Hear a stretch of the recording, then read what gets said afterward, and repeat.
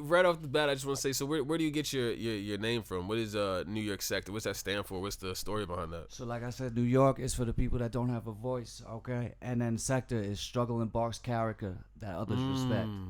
It's an acronym. It actually started with people in my neighborhood calling me Sector just because I ran my sector. You know, I had bars. So they said I had the best bars around, even when I was younger. So I made it into an acronym as I got older, so that I didn't have to tell that story as much. You know what I mean? I wanted it to make sense. I wanted it to feel real. You want us to have some more meaning behind it as well, where like something that is also inspirational. Because the stories, like, you know, if you run your sector, that's also inspirational because you had to develop some respect to be able to do something like that. That's a fact. That's a fact. Respect is everything, you know, and especially in New York, like, you know, in the streets, like, that's where I really grew up. So now I'm reformed, changed, you know, I'm doing the right thing, positive, and no more trouble for me. I don't need no more time. Sure.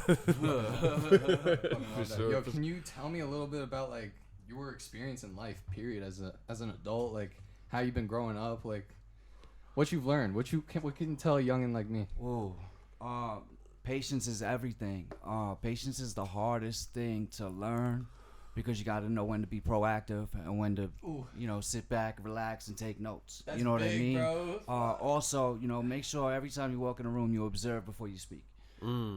Because it's important to get to know who's in the room. Without having to speak to them, you can see by their body language.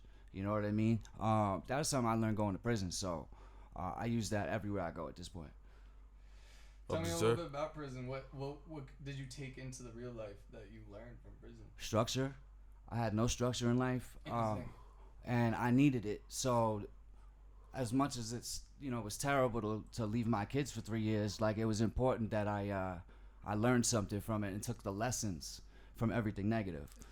That's beautiful you say that. I remember someone saying something about, like, imagine a video game with absolutely no rules. You wouldn't play it. Like, it's a boring ass video game. So in a sense, structure in life really is required, whether you either make it yourself or it's given to you. So, like, for example, we're raised having school at 6 a.m. in the morning. We wake up, hop the bus. So it is raising us with structure. That's a good thing. Maybe it's church for other kids or, you know, sports, you know, but that structure is important. You know, people sometimes, you know, like to ignore that, but that's where that comes from. And then, you know, bringing that into your own life when you become an adult, I think that's the struggle. I mean, at least for me as well, just learning to try to put a structure of some sort. So the music thing, I think, here we are, brings people together like us.